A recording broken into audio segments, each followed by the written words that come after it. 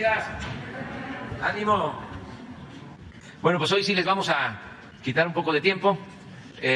Ya vamos a buscar la manera de compensarlo. Puede ser mañana, pasado, que no tengamos asuntos que tratar y que solo sean preguntas y respuestas. Pero ahora queremos exponer sobre la salud, es martes, y al mismo tiempo darles a conocer lo que se viene haciendo en el plan antiinflacionario, qué se está haciendo para enfrentar, como se dice y es correcto, la carestía. ¿Qué estamos haciendo para detener, frenar la inflación y que no se afecte la economía popular? Ese es un propósito. Y vamos a escuchar todas las acciones que hemos venido aplicando, llevando a cabo. Entonces comenzamos con salud, con el doctor Jorge Alcocer.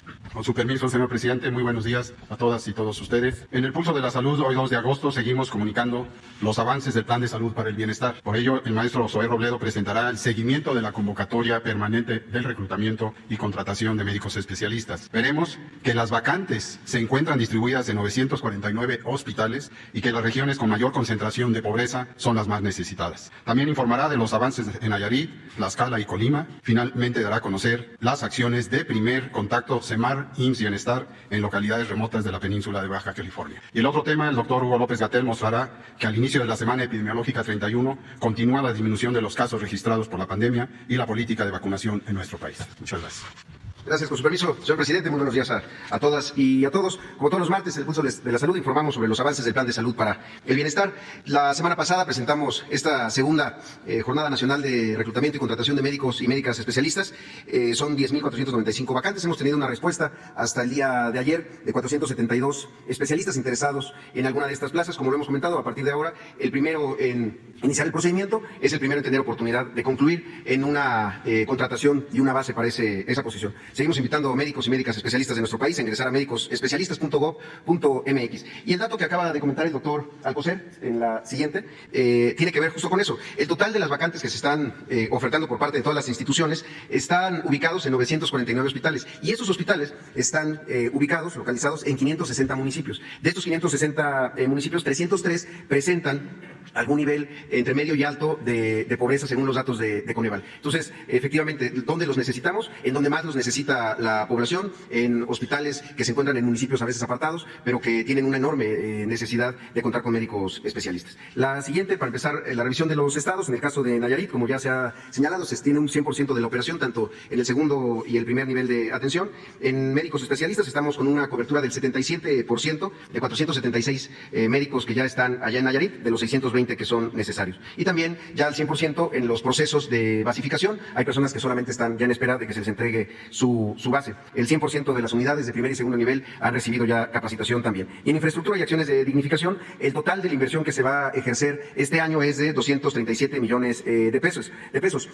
Son 51 millones destinados a las unidades de segundo nivel, a los hospitales, ya con un avance del 95%, y 219 unidades de primer nivel que han sido intervenidas, esto por parte del INSABI, que tiene un avance del 57%. El nivel de abasto de recetas es del 94%, y al momento tenemos 1.942 equipos habilitados, muchos de ellos reparados o que se les suministraron consumibles, y también 415 equipos que ya fueron distribuidos esta semana que acaba pasada. 276 fonodetectores de latidos, 87 básculas, tanto con estadímetro como electrónicas, cardiotocógrafos, en fin. Y se acaba de sesionar el Fonsabi para la adquisición del resto del equipo que nos hace falta en Nayarit. En el caso de Tlaxcala, tenemos también ya el 100% de las unidades con presencia del programa, tanto los hospitales como los 195 centros de salud. En la cobertura de especialistas estamos al 75%. Ahí hay muchas de estas vacantes que están justamente en la Jornada Nacional de Contratación para el caso de Tlaxcala. Y el proceso de basificación al 93% con 978 personas que ya están en alguna etapa de su basificación.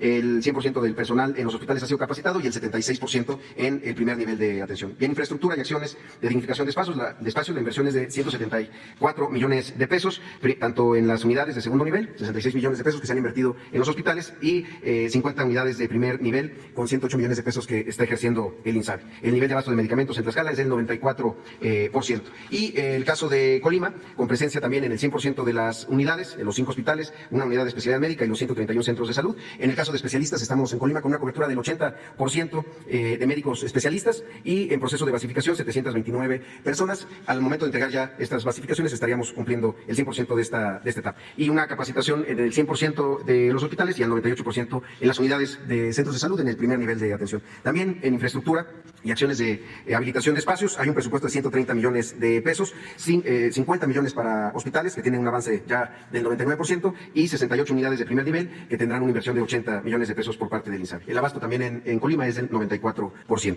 Y finalmente incluimos un nuevo estado que es Sonora, donde ya también hay presencia en el 100% de los hospitales. En agosto comenzamos en las 2 unidades de especialidad y ya con presencia en 32% de las 218 unidades de primer nivel. En personal, hoy se tiene el 68% de cobertura de especialistas. Hace un mes este indicador era del 54% para Sonora. Entre médicos residentes del Seguro Social y lo que se contrató en el proceso de la jornada anterior, se está llegando a un 68%. Y en infraestructura y acciones de dignificación hay una inversión de 210 millones de pesos para 150 unidades del primer nivel, 210 millones de pesos con recursos del INSABI, y estamos por parte del IMSS terminando el programa de dignificación para los hospitales. Y el abasto se tiene del 50% de recetas surtidas, hay un 80% de los medicamentos ya en el estado, pero estamos trabajando en una estrategia para la última milla, para que estos no se queden en los almacenes y estén donde deben de estar, en las farmacias y en los almacenes de los hospitales. Y finalmente, los resultados de la operación de atención médica de primer contacto es una estrategia a la que nos sumamos junto con la Secretaría de Marina y los gobiernos de los estados de Baja California y Baja California Sur para llevar a poblaciones muy remotas a las que se tiene que acceder, ya sea por vía marítima o aérea, atenciones como consultas, detecciones de enfermedades crónico-degenerativas, exploraciones ginecológicas y de cáncer de mama. Fueron en Baja California localidades como Bahía de Los Ángeles, Isla Guadalupe, Camalú, Vicente Guerrero, Guerrero Negro, Isla de Cedros, Isla Benito, Isla de Navidad, y en Baja Sur 21 comunidades, desde Agua Verde, La Ribera, Carrizal, El Sargento, Bahía de Asunción, Bahía de Tortugas, Bahía de Los Ángeles. En fin, creo que estas acciones nos están ayudando mucho, sobre todo en la detección, para que identifiquemos quienes necesitan un nivel superior de atención ya en el segundo nivel. Y queremos seguir haciendo estas jornadas en otros estados que presentan condiciones también de lejanía y difícil acceso en sus municipios. Sería todo por nuestra parte, presidente. Muchas gracias. Su permiso, presidente. Buenos días, secretarios, colegas. Muy buenos días a todas y todos ustedes. De manera breve vamos a informar sobre el curso de la epidemia de COVID-19. Vemos la primera imagen, por favor, que nos muestra que ya tenemos esta tendencia muy claramente establecida a la reducción de la epidemia. La reducción quiere decir hay menos casos en una semana comparado con la semana previa, hay menos casos en un día comparado con el día previo. Y esta tendencia, lo que se espera, como comentamos la semana pasada, es que se mantenga hasta que lleguemos a niveles mínimos de esta quinta ola. La noticia positiva adicional es que habíamos indicado que probablemente la ocupación hospitalaria continuaría durante algunas semanas más a la alza. Sin embargo, no, ya empezó también a reducirse la ocupación hospitalaria. Recordarán que la semana pasada estaba en 18% para camas generales, hoy está en 16%. Es decir, ya entró también en esta tendencia de reducción. Las camas con ventilador, la ocupación es esperable que dure un poco más, se mantiene estable en 5%, dado que la duración de la hospitalización de los pacientes intubados, desde luego, es más prolongada. Y finalmente, en los indicadores de mortalidad también estamos viendo ya una reducción. Entramos también a esa fase en el indicador más relevante, que es la pérdida de la vida, y seguimos constatando que la vacunación ha reducido muy significativamente el riesgo de hospitalización y el riesgo de muerte, por lo que seguiremos llamando a la población a que se vacune. Y estamos teniendo buen progreso en lo que respecta a la aplicación de las vacunas, con avances acelerados en niñas, niños de 5 a 11 años, donde ya tenemos 31% de la cobertura programada y seguiremos vacunando hasta completar la meta de este grupo. Lo siguiente, por favor, nos muestra, solo como un recordatorio, que los refuerzos de la vacuna se quedaron en 70%. Si alguien no se ha aplicado su refuerzo, le seguimos invitando a que lo haga. Esto confiere mayor duración de la inmunidad y mayor protección. Por último, el calendario, estaremos recibiendo 804,000 dosis de vacuna para niñas y niños, que es un donativo de Corea. Le agradecemos a la República de Corea el habernos hecho este donativo. Son 804,000 dosis. Estaremos recibiendo en 5 embarques, 2 esta semana, 3 la siguiente semana, hasta completar las 804,000. Gracias. Buenos días a todos. Con el permiso del señor presidente, el paquete contra la inflación y la carestía que firmamos con empresas del sector agroindustrial y empresas del sector autoservicios, que se adhirieron todos voluntariamente, tiene hoy 2 meses y medio. Lo firmamos el 4 de mayo y hasta ahorita ha tenido muy buen desempeño porque la canasta básica de 24 productos se ha estabilizado en este periodo, en contraste con la canasta del Índice Nacional de Precios al Consumidor. El Estado está bastante enfocado y comprometido con este paquete, y aquí en la primera gráfica estamos mostrando lo que estimamos es el costo para el Estado de mantener este paquete. Algunas de las medidas de parte del gobierno ya estaban en marcha, por ejemplo, el tope a la gasolina no más allá de la tasa de inflación. Pero aquí se describe un costo de 574,000 millones de pesos, que incluye un capítulo muy grande de seguridad alimentaria por 68,000 millones, Sembrando Vida, 29,000 millones, Producción para el Bienestar, 14,000, precios de garantía de productos alimentarios básicos, 11,000, fertilizantes, 5,200, abasto y adquisición de leche, programa de abasto rural a cargo de Diconsa, programa de fomento a la agricultura, ganadería, pesca y acuacultura. Además de este paquete está el subsidio a la electricidad doméstica, que forma parte de los mismos compromisos, 73,000 millones, y el mecanismo de apoyo al precio de la gasolina, 430,000 millones, que consiste en utilizar la recaudación del impuesto especial por esa cantidad, más el subsidio adicional cuando ese impuesto especial se agota. Además, hay un congelamiento de cuotas de carretera por 2,750 millones, en total 574,000 millones. Ayer actualizamos, para quienes están interesados en los datos de estimación, que sin este paquete la inflación habría sido 2,6 puntos porcentuales mayor a lo que hoy es de 8,16. Por eso es que, entre otras razones, la inflación de México está más baja que la de otros países, incluyendo Estados Unidos. Y esta es una gran diferencia, porque sin este paquete y con ese mayor porcentaje de inflación, lo primero que habría caído fuerte es el consumo de los hogares. Al caer el consumo de los hogares, cae el volumen de ventas, cae el IVA, cae todo el movimiento económico y al mismo tiempo el Banco de México tiene que subir más la tasa de interés y ahí aumenta el costo de la deuda pública y el costo de las hipotecas y el costo de las tarjetas de crédito y el costo de la deuda privada. Es decir, este paquete está cumpliendo muchas funciones y estos recursos que están utilizados en el paquete no tendrían un mejor uso que utilizarlos aquí. En la segunda gráfica estamos mostrando cómo, con los apoyos que ya describí, el salario promedio mensual de junio de 2022 está en 8,943 pesos. Si no hubiera habido estos apoyos, estaría 12% por debajo. Es una caída muy fuerte para el salario mensual. En la tercera gráfica estoy repitiendo que, como estamos viendo buenos resultados con este paquete, también al mismo tiempo estamos viendo en dónde necesita reforzarse.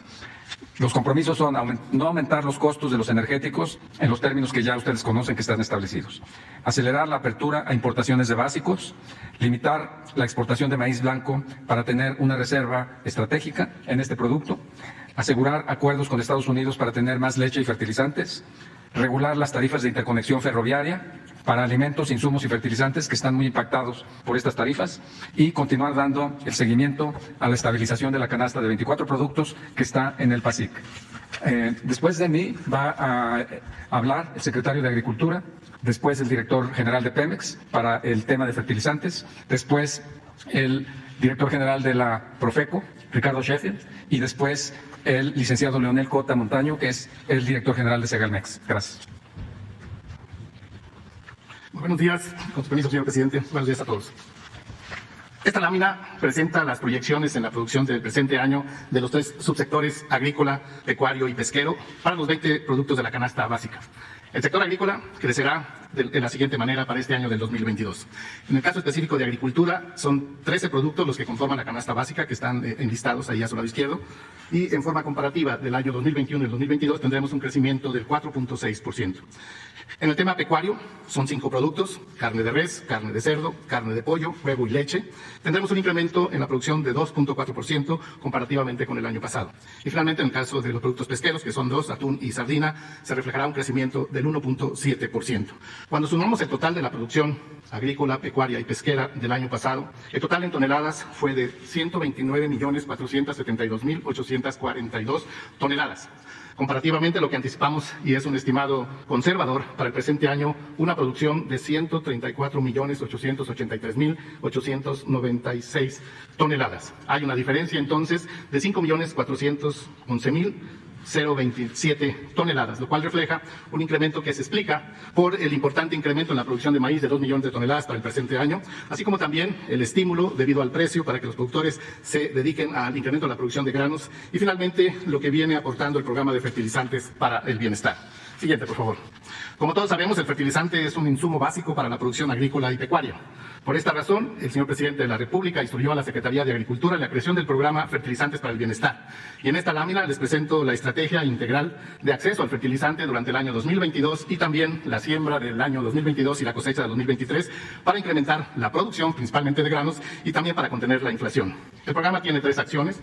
El primero de ellos es el programa de fertilizantes para el bienestar, que tiene todo el tiempo que lleva este gobierno y que en este año estamos atendiendo a 9 entidades y al menos pretendemos una cobertura de 700,000 beneficiarios y una cobertura también en superficie de 800,000 hectáreas. Llevamos un avance del 51% atendiendo a 339,000 beneficiarios y una distribución de 159,000 toneladas. Y vale decir que Guerrero y Morelos ya se han cubierto en el 100%. Nuestra meta es la producción a través de Pemex de 352,000 toneladas de 2 fertilizantes, DAP y de urea. La segunda acción es el abasto rural a pequeños productores a precios preferenciales para granos básicos y este es el resultado de la gestión que hizo el señor presidente de la República en su reciente viaje a los Estados Unidos, donde se negociaron precios preferenciales para el fertilizante, fundamentalmente sulfato de amonio y también para la leche en polvo, cuya explicación estará a cargo del director de Segalmex. Lo que se pretende es poder importar hasta 1 millón de toneladas de sulfato de amonio y que sería distribuido a través de Segalmex. Estamos próximos, en los próximos días, a cerrar esta negociación con el respaldo del Departamento de Agricultura de los Estados Unidos. Y la tercera acción son las compras consolidadas. Cuando en el PASIC se eliminó la tasa compensatoria para la adquisición de sulfato de amonio, a través de ANACOFER, que es la Asociación Nacional de Comercializadores de Fertilizante, se ha venido distribuyendo y llevamos 440,000 toneladas distribuidas a productores medianos y vale decir que este anuncio del PASIC redujo el costo de este fertilizante hasta en un 60%. Con esto anticipamos un incremento en los rendimientos de granos básicos, fundamentalmente en el caso del maíz, al cierre de los ciclos primavera-verano que está actualmente en cultivo y también el de otoño-invierno que se siembra este año, se cosecha el próximo. Además, para concluir, hay que destacar que con el programa de producción para el bienestar se está previendo la elaboración de fertilizantes orgánicos y llevamos un avance en la producción de fertilizante orgánico sólido del 66% y en el caso de fertilizante líquido se ha cubierto el 100% de la meta establecida, que era para fertilizante sólido 150,000 toneladas y en el caso del líquido 3,600,000. Finalmente, estamos acompañando todo este proceso a través de la capacitación de productores para el manejo fundamentalmente de fertilizantes orgánicos a través de 50 seminarios de cobertura nacional con el respaldo del INIFAC. Es todo, muchas gracias. Con eso, presidente. Muy buenos días, amigas y amigos, compañeros, buenos días. Para hablar un poquito acerca del programa de fertilizantes, una pequeña semblanza histórica.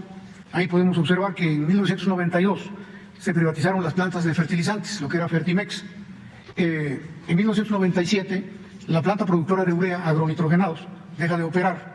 En el 2014, Pemex vuelve a comprar, después de haber privatizado el gobierno las plantas de fertilizantes, las vuelve a comprar. En 2014 compra agronitrogenados y en 2016 compra Grupo Fertinal, que básicamente son fertilizantes fosfatados, la planta en Lázaro Cárdenas y la mina de fósforo de roca fosfórica en San José de la Costa, en Baja California. Y finalmente en el 2020, después de 22 años, la planta de urea por agronitrogenados, antes agronitrogenados, vuelve a producir. Dentro de los avances del Programa Federal de Fertilizantes en este año, decirles que Pemex produce el fertilizante del Programa de Apoyo del Gobierno Federal.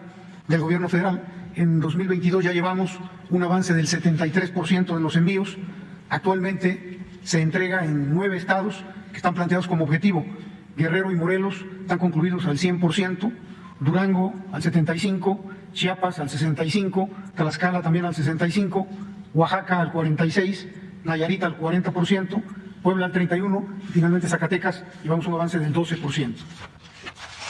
Al mes de julio de 2022 hemos producido 349,000 toneladas de fertilizantes y se esperan producir 274,000 toneladas más para el cierre de este año. En el cuadro pueden ustedes observar la producción enero-julio para los fertilizantes fosfatados y para la urea y lo que estaríamos estimando entre agosto y diciembre de este año.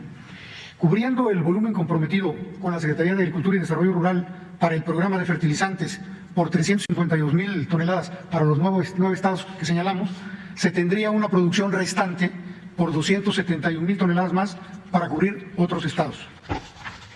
Finalmente, una gráfica que esquematiza la evolución que hemos tenido en la producción de fertilizantes y la proyección al 2024.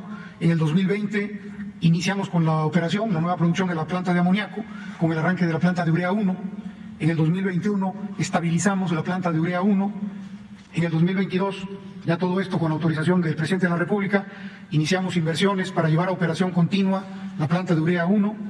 Arriba de cada uno de estos años pueden ustedes observar el número de toneladas de fertilizantes fosfatados y de urea que se están teniendo y que se pretenden obtener. El próximo año vamos a continuar con las inversiones para operar 2 plantas más de amoníaco y tener 2 plantas de urea y desde luego el mantenimiento para la planta de Lázaro Cárdenas y incrementar la producción de roca fosfórica en la mina de Baja California. Finalmente, en el 2024 tendremos inversiones para concluir ya la operación, la rehabilitación de las 4 plantas de amoníaco y de las 2 plantas de urea y desde luego la modernización de las plantas de fertilizantes fosfatados. Con esto estaríamos esperando o teniendo como objetivo cubrir arriba del 60% de la demanda nacional. Es cuanto, señor presidente. Buenos días, señor presidente. Buenos días a todas y a todos ustedes. ¿Quién es quién en la canasta de PASIC? Como ustedes saben, desde diciembre venimos monitoreando los precios y a raíz de que en mayo se firma esta alianza con las cadenas de supermercados y las centrales de abasto, pues vamos a ver en esta gráfica cómo se han venido comportando. El más carero en todo el país, H-E-B. Y le sigue la Comer. Con esto podemos ir orientando dónde nos conviene ir a comprar, quiénes son aliados de las y los consumidores. Le sigue Soriana, los tenemos así acomodados, es el comportamiento de mayo hasta el reporte que dimos el día de ayer, Walmart. Y finalmente, casi empatados están Chedraui, Bodega Aurrerá y Ley. Pero los que empatan como aliados de los consumidores es Bodega Aurrerá y Ley, que podemos ver las 2 rayitas verde y azul, que uno se rebasa al otro en distintos momentos, pero arrancaron empatados y terminan prácticamente empatados, y que Bodega Aurrerá y Ley, con presencia en todo el país, son las 2 marcas de supermercados aliados de los consumidores, y claro, también las centrales de abasto, que aunque estas últimas 2 semanas han tenido un comportamiento al alza, el promedio muy bueno de las centrales de abasto, y con esto podemos saber dónde nos conviene como consumidoras y consumidores comprar, porque son aliados de nosotros. Muchas gracias. Muy buenos días. Con su permiso, señor presidente, compañeros. Se estableció como meta de reserva estratégica de maíz adquirir 800,000 toneladas. A la fecha hemos adquirido 470,000, de las cuales 245,000 corresponden a precios de garantía, básicamente en el sureste del país, Chiapas, de manera muy destacada, y a través de precios de mercado, 7.30, hemos adquirido 223,000 toneladas. Esto nos da garantía de abasto para todas las tiendas Diconsa del país, que es el principal producto que se distribuye, y desde luego la oportunidad de que en el nuevo ciclo podamos adquirir el resto de las toneladas que se establecen en esta meta estratégica de maíz. Es muy importante. Hemos dicho y se ha afirmado por parte del señor presidente que sin maíz no hay país, y creo que en este proceso se está justamente sustentando la oportunidad de tener maíz en la distribución diaria en todas las tiendas Diconsa del país. De la misma manera, establecimos la meta de adquirir el frijol. Teníamos 187,000 toneladas en almacenes, hemos distribuido 50,000 a la fecha. Debo distinguir que el precio de garantía se dio a 16 pesos la compra y lo estamos distribuyendo al mercado pequeño y mediano a 17 pesos y en las tiendas Diconsa ya empacado de kilo a 18 pesos. Significa que tenemos un precio por debajo de la mitad de lo que está el frijol en las tiendas diversas del país. Es arriba de 40 pesos el precio del frijol en las tiendas, en la mayoría de las tiendas, y esto nos da oportunidad justamente de poder contener el incremento de los precios en frijol, que es un producto, como ustedes saben, al igual que el maíz, básico para la alimentación de todos los mexicanos. Debo informar que hemos decidido importar leche en polvo. No se produce de manera importante en el país. Se estaba adquiriendo a una empresa que a su vez la adquiría del extranjero, y por esa razón, a fin de reducir el precio al consumidor, vamos a adquirir 20,000 toneladas este fin de año en este acuerdo con Estados Unidos y factiblemente 30,000 toneladas para el inicio del año 2023. El propósito es producir leche en Diconsa, leche en polvo. Estamos trabajando para ese propósito. Hemos adquirido alrededor de 335 millones de litros en este año a productores de leche, y hemos podido incrementar de manera muy destacada alrededor de 6 millones de litros mensuales en los últimos 90 días. Por eso, justamente, estamos hoy aprovechando, señor presidente, para anunciar el incremento del precio de garantía de la leche. En 2018 teníamos un precio aproximado de 5.70, se incrementó a 8 en el primer año de la actual administración, a 9.20 en el segundo año y en este año a 10 pesos. Estamos aprovechando esta oportunidad para comentarle a todos los productores de leche pues la oportunidad de fortalecer la actividad básica de la producción de leche en todo el país y, desde luego, garantizar, que es parte del compromiso de Segalmex y del Gobierno de la República, la canasta básica. Hemos podido, a través de Diconsa, establecer redes de alrededor de 25,000 tiendas establecidas en el país. 22 millones de habitantes les surtimos los productos básicos a través de Diconsa, y por esa razón la garantía plena, como lo hicimos en el caso de Oaxaca, cuando se dio el ciclón, de manera rápida se estableció pues todo el suministro de productos básicos y particularmente la garantía en todo el país de la canasta básica en los mejores precios posibles a través de nuestra distribución en Diconsa y, desde luego, apoyando la estabilidad de estos productos en el mercado nacional. Muy buen día.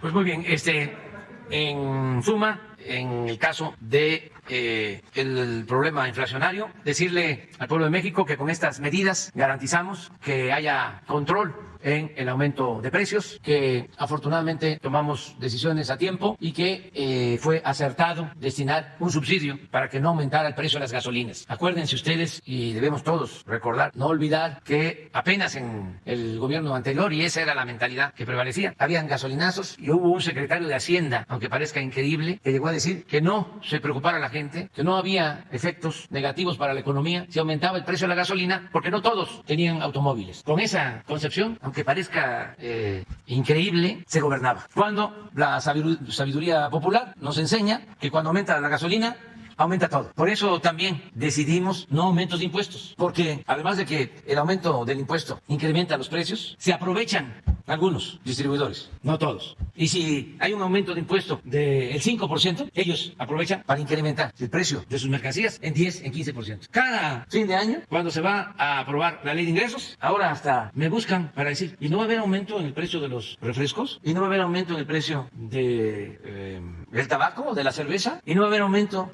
en el precio de otras mercancías? No, no va a haber, para que no tengas el pretexto de abusar. Esto en general es una anécdota, pero es lo que tenemos que estar haciendo. Desde luego, estas medidas antiinflacionarias pues son heterodoxas. Estas medidas no las aplican los neoliberales. Ellos satanizaron el subsidio y no les importa proteger la economía popular. A nosotros sí, porque la inflación es un impuesto que afecta a los trabajadores, que afecta a los pobres, y tenemos que cuidar que no haya inflación. Afortunadamente lo estamos logrando, y aunque no les guste, porque los mexicanos no tenemos por qué ir a la retaguardia en lo que sucede en el mundo. Los mexicanos ya vamos a la vanguardia, poniendo el ejemplo. Aunque no les parezca, la inflación en México es menor a la de Estados Unidos y menor a la de Europa. Y nuestro peso es fuerte, no se ha devaluado y ha resistido. Y lo otro que también es importante, todos los energéticos en México cuestan menos que en la mayoría de los países del mundo. Y otro dato, para que unos se enojen y otros reafirmen sus convicciones en favor de la transformación y del cambio. Estamos creciendo, nuestra economía está creciendo, no así en otros países. Entonces, comentarles esto, es muy importante lo que explicó el secretario de Hacienda,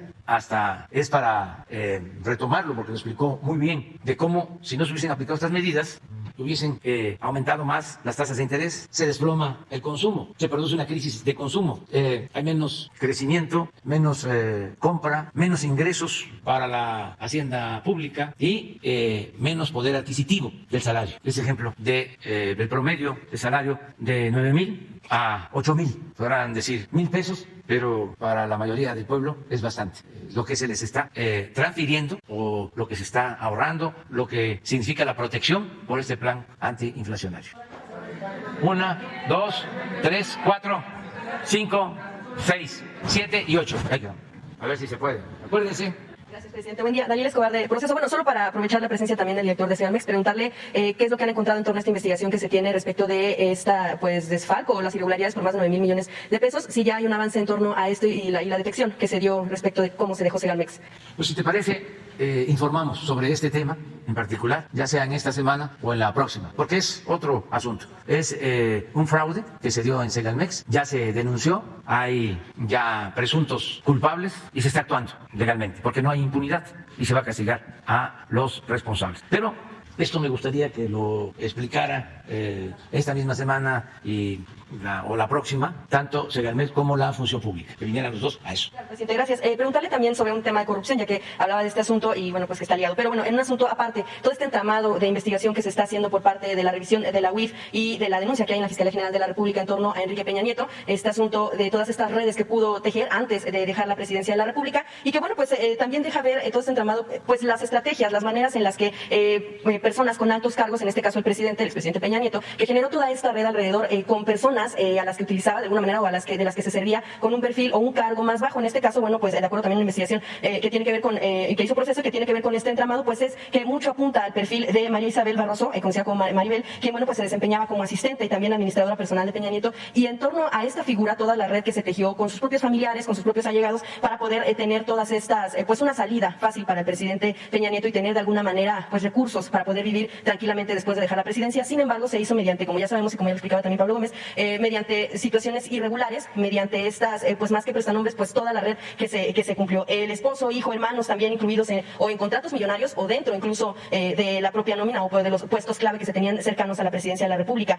Pues toda esta red que se desempeñaba además de la mano con empresarios que se hacían o se valían de incluso medios, en este caso radiodifusoras, y que de alguna manera fueron la estrategia de Peña Nieto de tener todas estas facilidades a alejar la presidencia de la República. Como sabemos, está la investigación, pero preguntarle, presidente, desde ahora su cargo, pues esta manera, ¿cómo considera y cómo ve usted esta manera de expresidentes? En este caso hablamos solo de Peña Nieto, pero también hay otros casos, como el de Fox, que tenía también personas cercanas a él que se dedicaban a las relaciones públicas y que también de alguna manera con cuestiones irregulares, pues tenían pues esta manera de salir avante después de la presidencia. Si bien no tienen una pensión que se les fue quitada, sí tienen esta manera de haber salido sin ningún problema. ¿Usted cómo observa que se hayan valido de estas personas que tienen cargos menores y que pudieran ser menores, pero que en realidad eran las que podían mover todas estas redes para al final beneficiarse de ellas, pero también a estos altos mandos en el caso de Peña Nieto?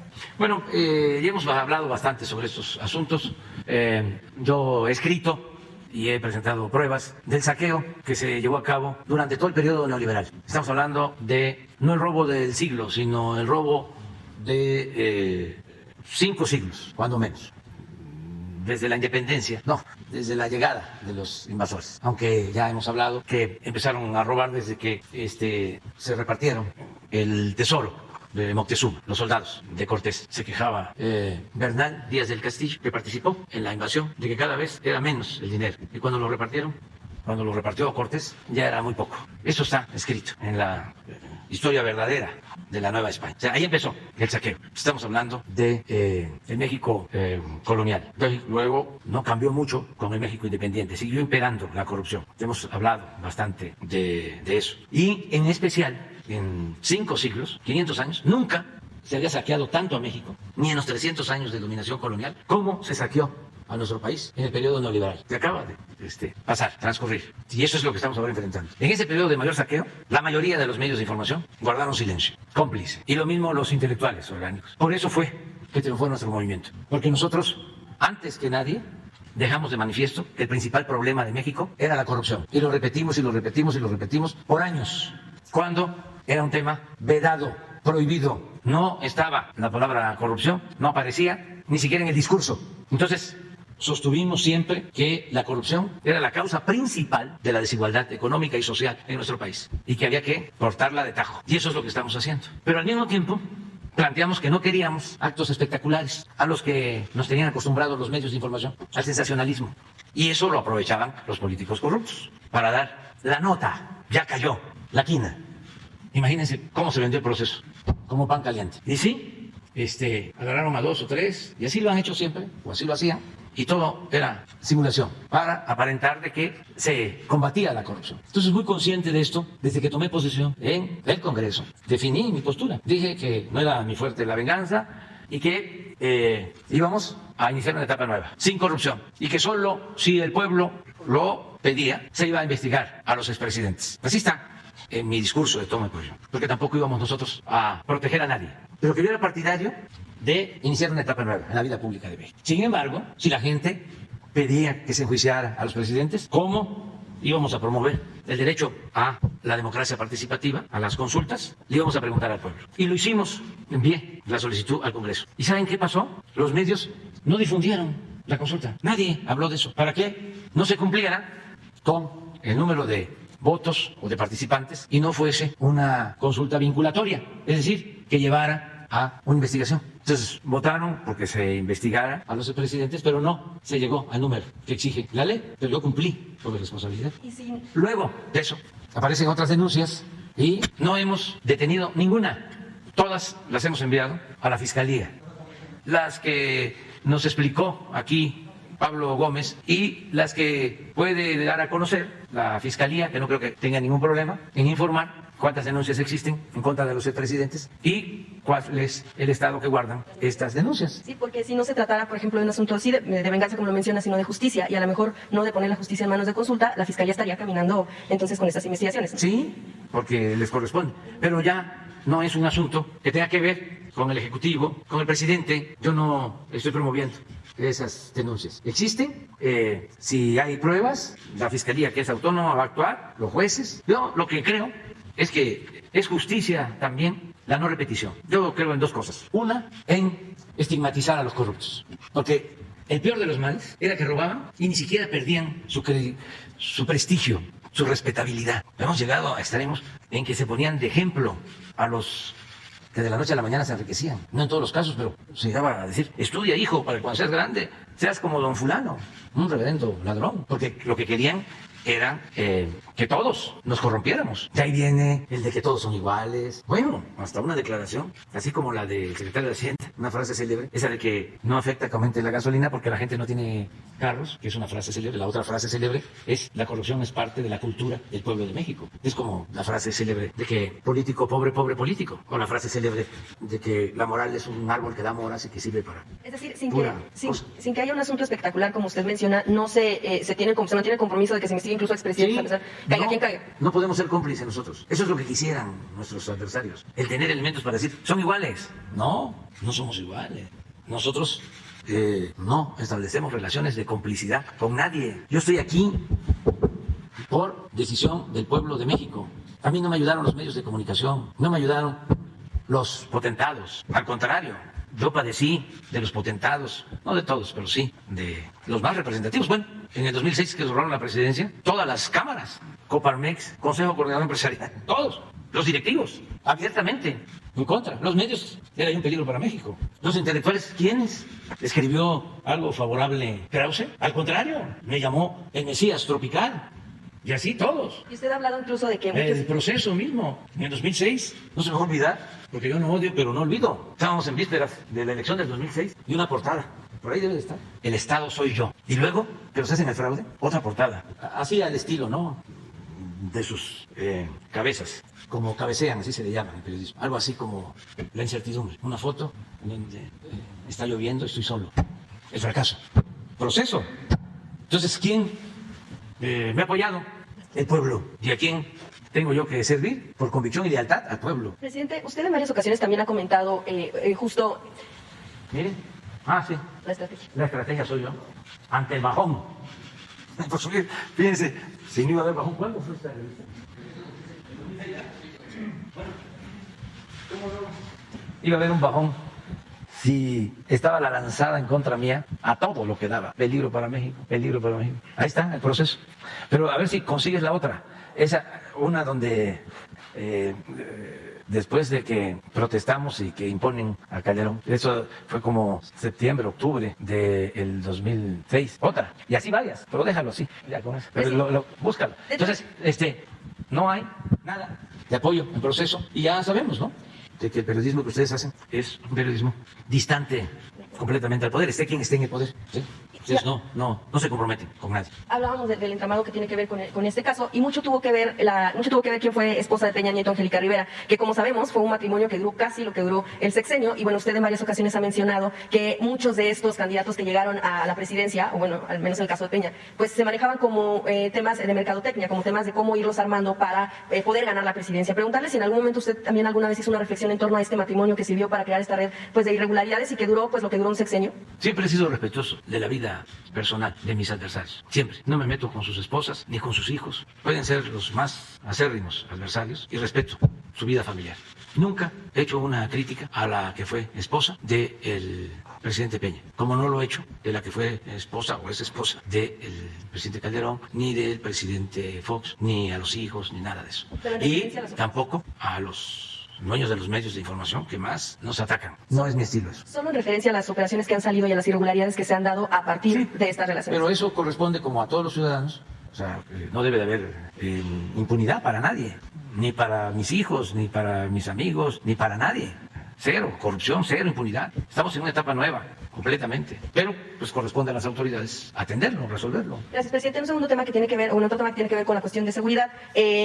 Solo preguntar, en los operativos que ha tenido México para detener a algunos de los delincuentes, ¿usted considera que se ha tenido una estrategia que se pueda enfocar a las cabezas de estos cárteles y no nada más a algunos de los que pueden estar operando en cierto territorio? ¿Cuál es el diagnóstico que tiene? Y también preguntar si ya en algún momento también el canciller Marcelo Ebrard ha sido un poco más enfático a decir a Estados Unidos que tienen que regular el tema de las armas. En ese sentido, preguntarle en qué considera usted que sí ha coincidido México y Estados Unidos para atender el tema de la seguridad, pues sobre todo en México y también lo que tiene que ver con Estados Unidos. Pues yo creo que es importante la cooperación. Somos vecinos, Ellos tienen el grave problema, también nosotros, pero ellos están padeciendo mucho por fallecimientos a causa de drogas, sobre todo de las drogas químicas como el fentanilo, y por nuestra frontera pues trafican delincuentes con esas drogas, y hay también allá redes de traficantes y distribuidores. Se sabe poco, pero pues, cómo llegan esas drogas a los jóvenes. Entonces sí, en eso no tiene que haber diferencias, regateos, de cooperación. Tenemos que actuar juntos, por respeto a nuestra soberanía. Entonces se está trabajando de esa forma desde antes que ellos empezaran a preocuparse más por estas drogas sintéticas, químicas, que causan la muerte de muchos jóvenes en Estados Unidos. Ya nosotros ya estábamos actuando. Acuérdense que, bueno, hasta se produjo por eso una renuncia del secretario de Comunicaciones, el ingeniero Jiménez Espriu, una persona recta, que sencillamente no coincidió con la decisión que tomamos de entregar los puertos a la Secretaría de Marina, y me entregó su renuncia y se la acepté, porque tomamos la decisión de controlar los puertos que estaban tomados prácticamente por la delincuencia, y no se podía hacerlo más que con las Fuerzas Armadas, y tomamos esta decisión. Entonces, antes de que se hablara del tema como ahora, ya nosotros estamos tomando decisiones y convenciéndolos, como a todos, porque esto es público, de que lo importante es atender las causas, que lo importante es que haya bienestar material y bienestar del alma, que lo importante es no abandonar a los jóvenes, no darle la espalda a los jóvenes, nada de que ninis que ni estudian ni trabajan, y ja, como se hizo aquí. Nunca se había aplicado un programa de atención a los jóvenes, y ahora se está llevando a cabo un programa amplio para garantizar el derecho a la educación a los jóvenes y el derecho al trabajo. Ya son como 2.500.000 jóvenes del programa Jóvenes Construyendo el Futuro, que trabajan como aprendices. Muchos de ellos, si no se les hubiese dado esta oportunidad, hubiesen sido enganchados por la delincuencia. Entonces, estamos atendiendo las causas. Claro que esto, para un facho que todo lo quiere resolver con el uso de la fuerza, me parece inaceptable, inadecuado. Pero nosotros sabemos que la paz es fruto de la justicia y que hay que atender las causas. Que la gente tenga oportunidades de trabajo, que sea bueno el salario, que se atienda a los jóvenes, que se garantice el derecho al estudio, que se garantice el que no se van a desintegrar las familias, porque esto es muy importante, y que los jóvenes tengan deseos de salir adelante, que haya movilidad social, que el hijo del campesino, del obrero, del comerciante pueda con el trabajo, con el estudio, ascender en la escala social, que no se le cancele el futuro, que no se le quite la esperanza, que no haya frustración, que se fortalezcan valores culturales, morales, espirituales, que en los medios de información se ayude a esto, en todos los medios, que el modelo de vida no sea el triunfar a toda costa, sin escrúpulos morales,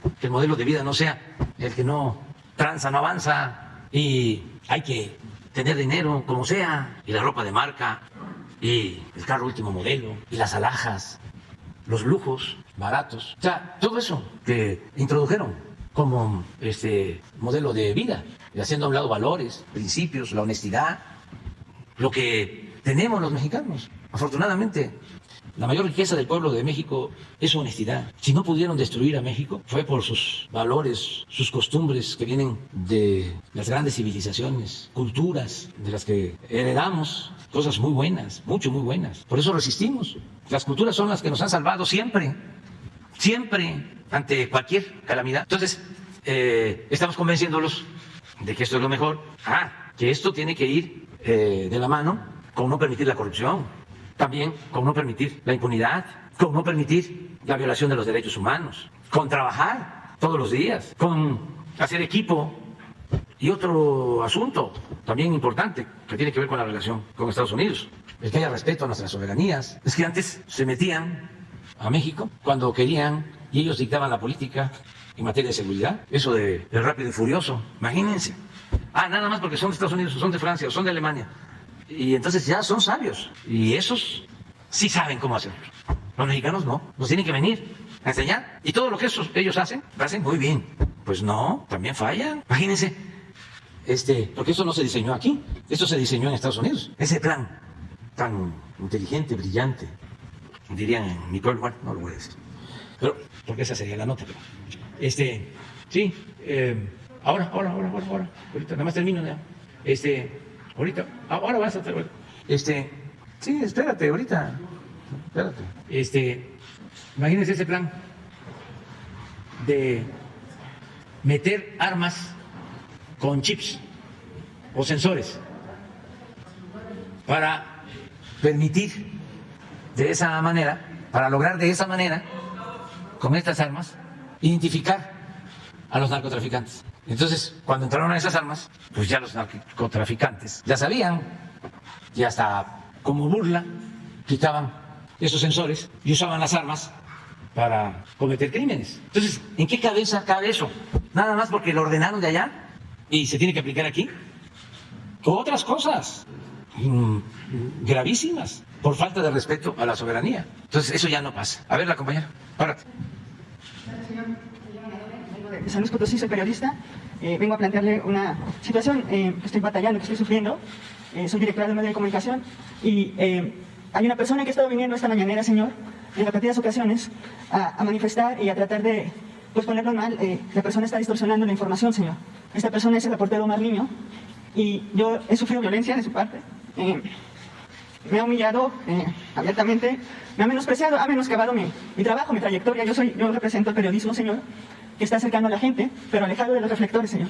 Un periodismo responsable y con ética. El compromiso que tenemos nosotros con la sociedad lo tenemos muy en claro, señor. Y ha venido esta persona a plantearle situaciones y distorsionando la información, señor. Y yo no puedo competir contra eso, señor. Yo no estoy bajo reflectores, yo hago un periodismo hacia la gente, señor, que no es muy buen remunerado. Señor, vengo a decirle, a preguntarle qué se puede hacer con con esa persona que cambia, que modifica la situación, que juega con el pueblo, señor.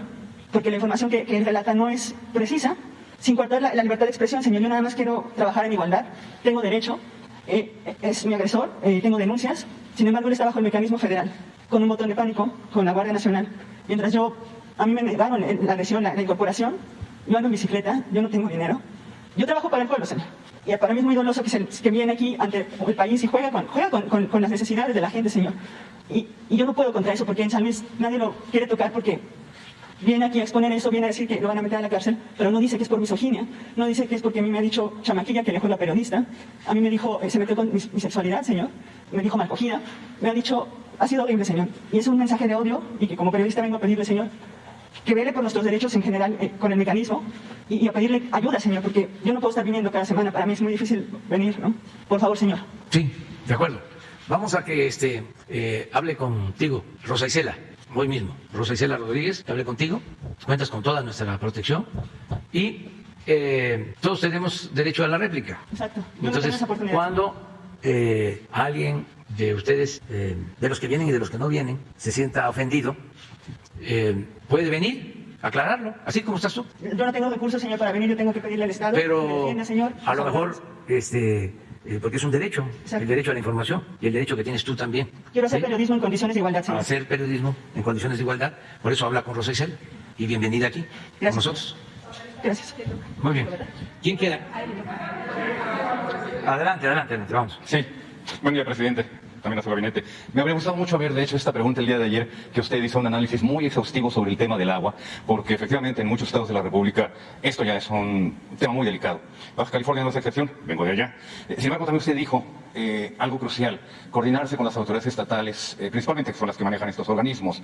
El caso de Baja California, presidente, sería crítico, porque realmente allí es un verdadero saqueo, que alcanza incluso ya considerando conservadoramente 5,000 millones de pesos por cuentas de no cobrar a los grandes deudores. No se trata solamente del consumo de líquido, sino de la falta de pago de derechos de conexión, de las descargas residuales. Junto con un equipo de investigación he trabajado en la detección de líneas que pues equivalen a lo que es el huachicoleo de combustible. Hay quienes se conectan ilegalmente a las tomas, a las redes, y ya tienen una serie de modus operandi, que incluso ya fue puesto en conocimiento de la Sedena, de la Secretaría de la Defensa Nacional. En los organismos del agua, presidente, durante los últimos 30 años de los gobiernos panistas, no es ninguna coincidencia, sirvieron para financiar campañas para gobernadores, para alcaldes y demás, mientras que a la gente se les colocan reductores, se les cobran tarifas muy fuertes y demás, a las grandes empresas se les condonan estos adeudos. Es un caso terrible, presidente, porque no estamos hablando solamente del derecho del agua, sino de un verdadero fraude que alcanza cantidades, dimensiones millonarias. Por eso le reitero, cuando usted hablaba de dejar en coordinación con los estados este tema del agua, la verdad sería dejar la iglesia en manos de Lutero. Sería ponerle en bandeja de plata a quienes realmente siguen enquistados. El panismo sigue operando los sistemas del agua allí a través de personajes muy bien identificados y le reitero, hay redes que ya incluso están bastante claras, las rutas mediante las cuales, fíjese, cosa curiosa, saquean el agua, la pinchan como si fuera un ducto de gasolina, la entregan a grandes empresas, en pipas incluso a doble remolque, y por el otro lado también la distribuyen a 500 pesos un tambo a la gente que no tiene agua a través de una red. Entonces es venderle el agua carísima, sobre todo a la gente más necesitada ahí en Baja California. Por eso, presidente, este es un tema realmente crucial, delicado, muy, muy delicado, que le reitero ya está en manos de la Sedena y esperamos realmente la investigación a este respecto. Y en un segundo tema... Sí, vamos a seguir cuidando el que no se trafique con el agua y que no haya corrupción en el manejo del agua en todo el país, evitar toda esta corrupción y como lo planteas, eran casos ya arraigados, se permitió, se toleró durante años eso. Entonces, si hay denuncias y hay pruebas, se limpia. Y la Comisión Nacional del Agua es una entidad federal y puede actuar. Entonces, vamos a tomar en cuenta lo que estás planteando y le vamos a pedir a Germán Martínez, director de Conagua, que vea el asunto que estás tú proponiendo. En un segundo tema, presidente, el 14 de marzo pasado también le expuse la necesidad de miles de familias que en la zona este de Tijuana estaban enfrentando un problema porque ellos se pagaron hace 30 años también a los gobiernos estatales terrenos que en un momento determinado pues los han reclamado los ejidos. Usted comisionó a Román Meyer de Sedatu para estar en contacto con estas personas, bueno, también conmigo. Nunca hubo ese contacto que yo sepa. Incluso ellos la semana pasada bloquearon la garita de exportación por unas horas en exigencia de una solución a este tema del cual, por cierto, ya hubo una lideresa asesinada el pasado 22 de junio, Elodia Mateos, y realmente ya el tema está alcanzando dimensiones muy graves, muy delicadas, presidente, allí en esa zona, porque de entonces a la fecha, a partir incluso de la promesa que usted hizo, no ha habido solución. Siguen estas familias desesperadas, los ejidos ya les están emplazando a pagar 200, 500 dólares por metro cuadrado, cosa que imagínense para una familia allá en la frontera, pues realmente son temas francamente inasequibles. Y ya se encuentran bastante desesperadas estas familias de varias colonias como Terrazas del Valle, Morita 1 y 2, etcétera, y están tomando ya medidas pues muy desesperadas en ese aspecto, presidente. Y bueno, aparte de la pregunta, una observación. Usted dijo que cuando se retire va a dedicarse a escribir un libro sobre el pensamiento conservador. Va a tener que pasar una buena temporada en Baja California. Baja California fuimos el laboratorio de experimentación precisamente de ese pensamiento conservador. Desde el momento en el que, para bajar de la presión al panismo que venía fuerte de Chihuahua, le estoy hablando de finales de los 80, principios de los 90, Carlos Salinas entrega la gubernatura a Ernesto Rufo, quien la gana, pero se la reconoce. A partir de ese entonces, presidente, el pensamiento conservador se consolida en Baja California. Vivimos 30 años en los cuales precisamente problemas como el que le señalo, el agua, la tenencia de la tierra, se convirtieron en tema muy delicado. Baja California, particularmente Tijuana, aunque todos los demás municipios nos recibieron con los brazos abiertos, a quienes no somos de allá. Usted también lo dijo en una conferencia, el norte sí desarrolló trabajo, más que el centro, más que el sureste de la República, y efectivamente hubo trabajo, lo hay, afortunadamente para quien llega, no le preguntan a nadie de dónde viene. Sin embargo, la infraestructura es muy endeble. La tierra, como le acabo de decir, el tema del agua, la infraestructura está prendida de alfileres, la infraestructura vial y de algunos otros tipos, mientras que por otro lado se creó una casta de nuevos ricos, salidos precisamente del Partido Acción Nacional. Consolidan una estructura de partido, presidente, por una parte, pues crean lo que a nivel nacional no lograron crear, esa estructura de partido, a partir de liderazgos, a partir de ciertos grupos, a partir también de alianzas muy específicas con el narcotráfico, mientras que a nivel nacional al PAN el capital político solamente le dio para ganar una sola vez la presidencia, la segunda se la robaron, allá tuvieron 5 gobernadores y todos ellos financiados precisamente por temas como el del agua, que le acabo de referir, por temas como el del narcotráfico, mientras que para la mayor parte de la gente, de los ciudadanos, deben de vivir en las colonias de la periferia, como las que le acabo de decir, menudea mucho el narcomenudeo, por eso tenemos esos promedios de 8 ejecuciones diarias en algunos casos, por eso tenemos miles de muertes en cada año, por eso Tijuana, Baja California, tiene esta problemática tan severa, y ahí está precisamente la médula del pensamiento conservador, vuelta a realidad, presidente. Sí, bueno, en lo que planteas acerca de la regularización de la tenencia de la tierra, vamos de nuevo a insistir para que se ocupe de este planteamiento Román Meyer. Vamos a establecer comunicación. Y para eso son estas ruedas de prensa, estos diálogos circulares, estas mañaneras, para recibir, recoger los sentimientos, ¿no?, de la gente y de ustedes, ¿sí?, que hablan en nombre de mucha gente. Entonces vamos a ver eso. Lo que tiene que ver con el conservadurismo, pues ya lo hemos tratado durante mucho tiempo. Yo nada más les comento que cuando tenía yo que caracterizar a nuestros adversarios, identificarlos, nombrarlos, pude usar el término derecha, o fachos, o ¿cuál otro? Retrógradas, reaccionarios o conservas. Y dije conservador, esos son conservadores.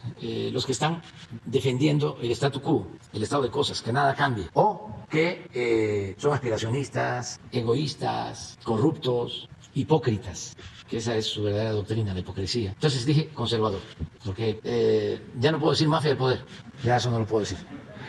No, ya eso ya no. Y además el conservadurismo no solo tiene que ver con el poder económico, es una corriente de pensamiento que ha existido siempre. Yo diría que son los troncos o las afluentes principales en la historia, el liberalismo y el conservadurismo. Y de ahí se van anexando, ¿no?, en el proceso político histórico, pues en el caso de nuestro país, realistas independentistas, ¿no? Por lo general, los realistas conservadores, los independentistas liberales. Luego, reformistas y reaccionarios, los reformistas liberales, los reaccionarios conservadores. Luego, revolucionarios o reeleccionistas o antireeleccionistas. Entonces, reeleccionistas, pues es Porfirio Díaz, es conservadurismo. Antireeleccionismo es Madero, es liberalismo. Neoliberalismo, pues es conservadurismo, porque uno podría pensar, es que el neoliberalismo es una etapa superior del liberalismo. No, es conservadurismo. Y lo que nosotros representamos, que es verdaderamente liberalismo, progresismo, humanismo.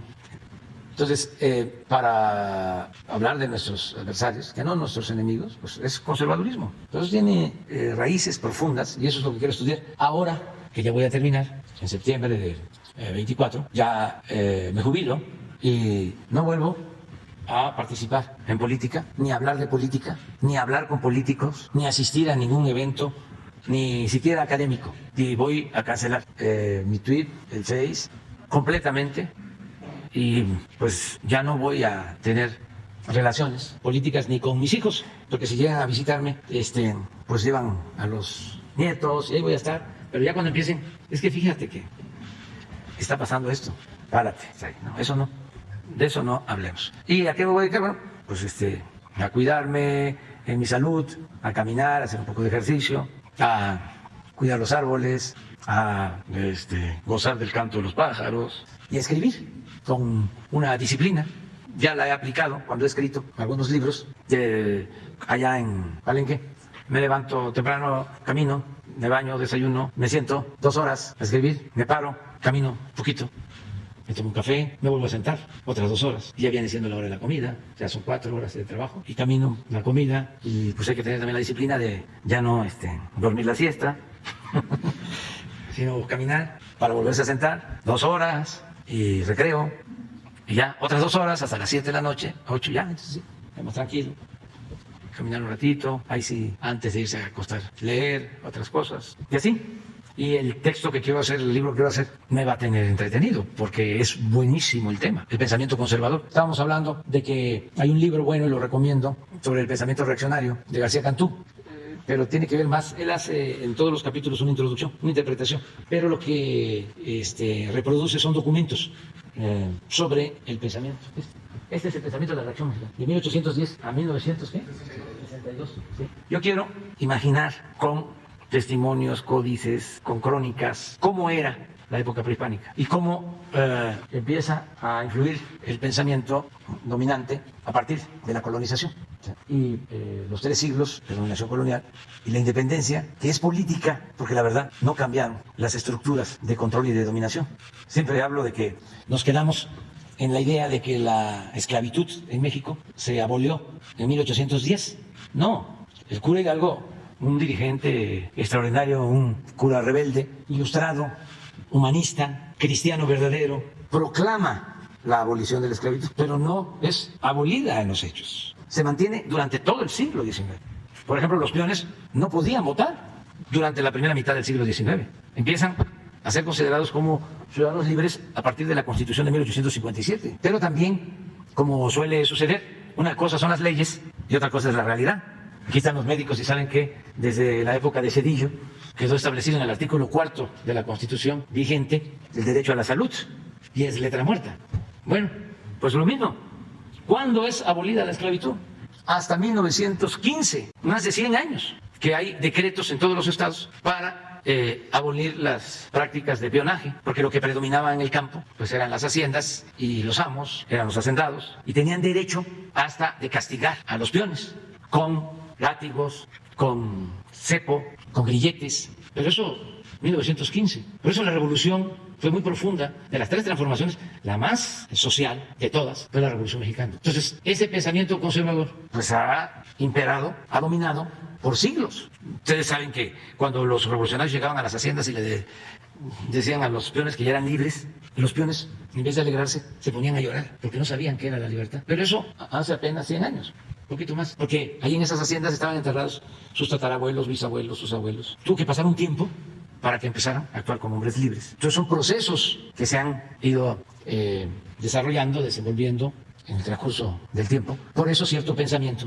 que todavía prevalece de discriminación, el racismo. Y cuando hay un proceso como el que estamos viviendo, porque son tiempos interesantes los que nos tocó vivir. Imagínense, en la colonia, 3 siglos, no se movía nada, una vida aburrida. Ahora no, se están dando cambios. Tenemos esa dicha enorme de vivir momentos interesantes y están aflorando, emergiendo, todo eso que estaba ahí, la discriminación, el racismo, el clasismo, y todo ha sido muy educativo, muy pedagógico, de mucha concientización.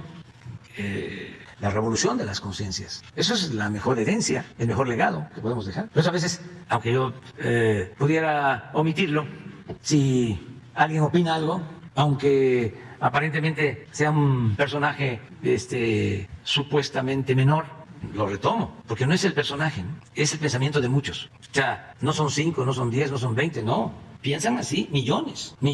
Más que también en el conservadurismo una de las características, ya lo comentamos, es la hipocresía. Muchos se quedan callados, no lo dicen, no dicen lo que piensan. Y otros no, otros sí.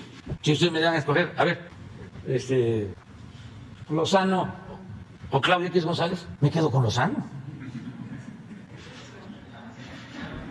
O sea, porque pues, ese habla, no se guarda nada, el otro es taimado. Pero bueno, ya nos desviamos mucho, pero es interesante. Buenos días, señor presidente. Muchas gracias. Buenos días a los funcionarios. Arturo Pavón, corresponsal del Chapucero en la Ciudad de México.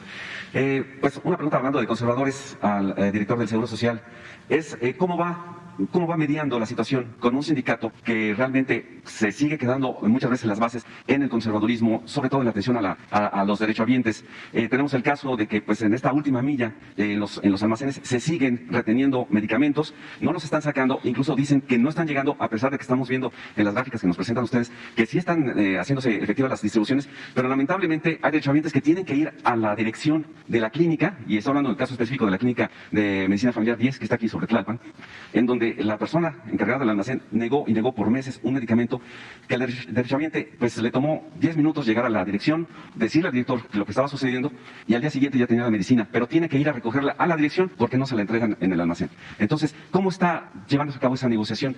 Entendemos que el sindicato tiene la mejor disposición, pero todavía hay gente de muy abajo que no lo entiende. Gracias, por su permiso, presidente.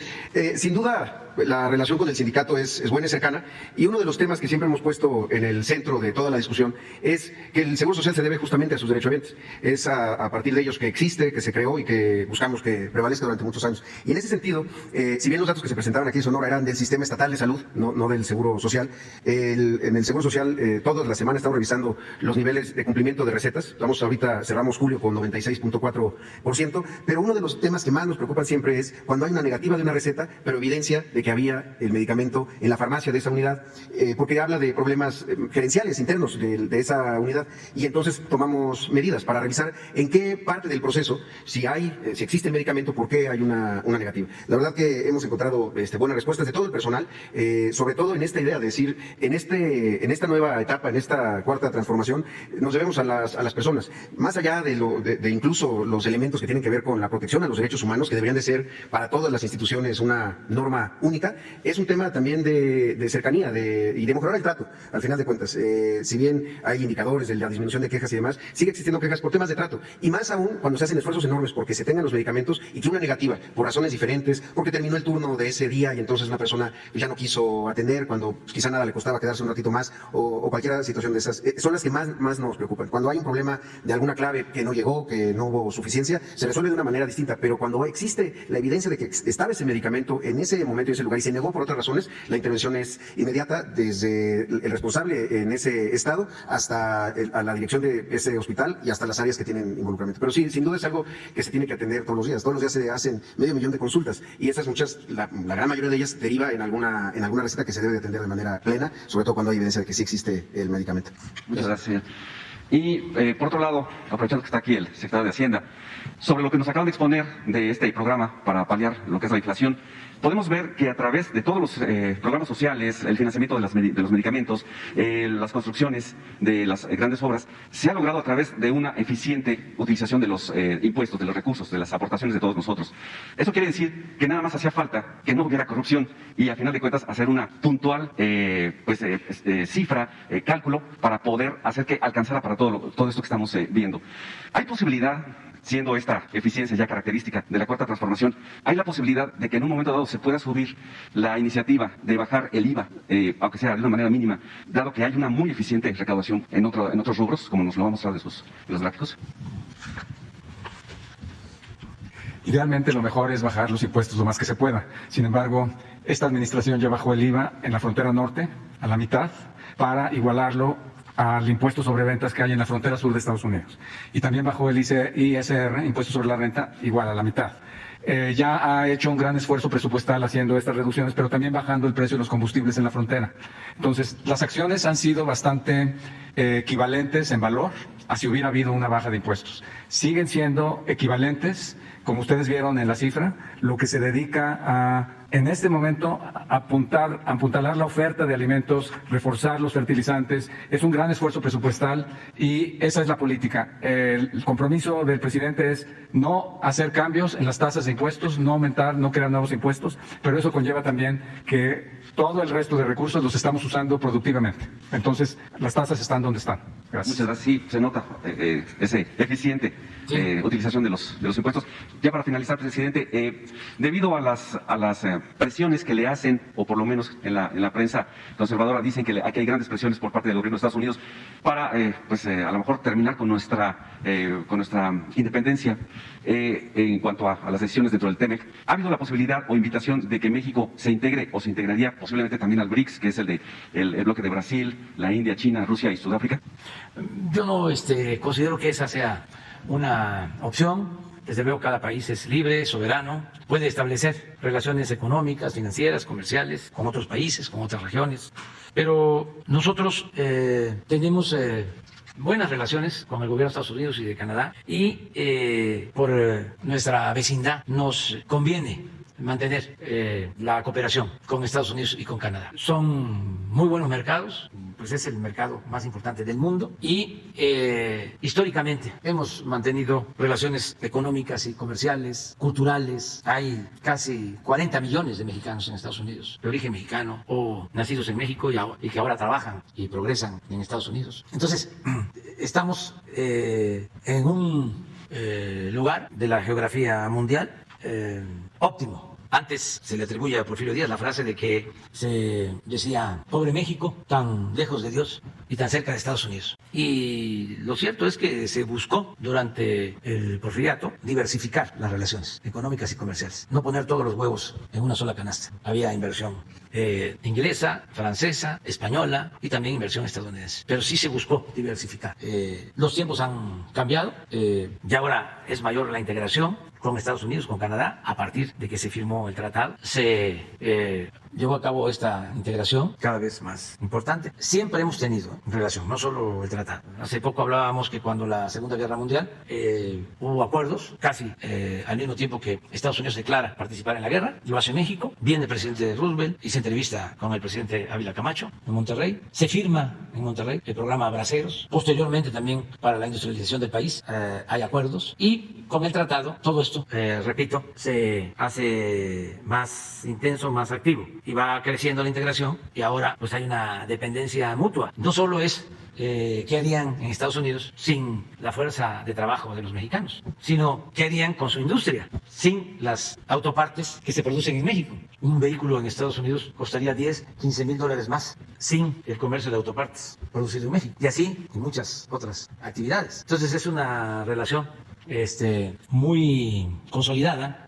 Lo único que estamos buscando es que se respete nuestra soberanía, que esa integración no signifique sumisión. Y afortunadamente el presidente Biden así me lo ha expresado más de una vez, que la relación se tiene que dar en un pie de igualdad y de respeto a nuestra soberanía. Por eso le he llegado a decir de que, a diferencia de la frase atribuida a Porfirio Díaz, yo sostengo que bendito México, tan cerca de Dios y no tan lejos de Estados Unidos. Ahora que hay esta diferencia por la interpretación sobre nuestra soberanía energética, hoy le estoy enviando una carta al presidente Biden sobre este tema, de manera muy respetuosa.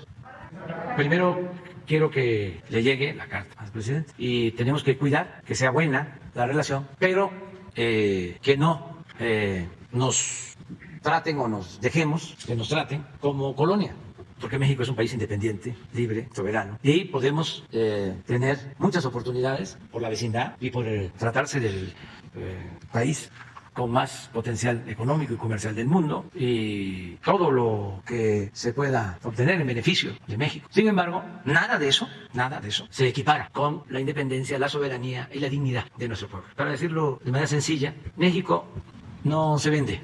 México es de los mexicanos, de nuestra generación y de los que vienen.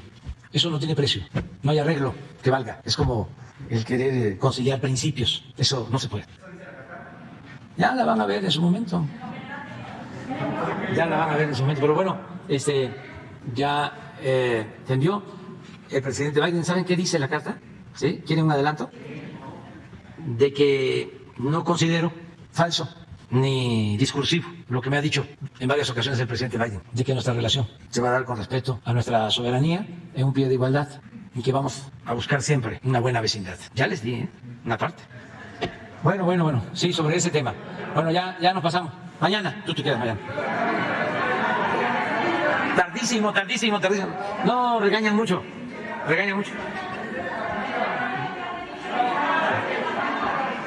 Por favor.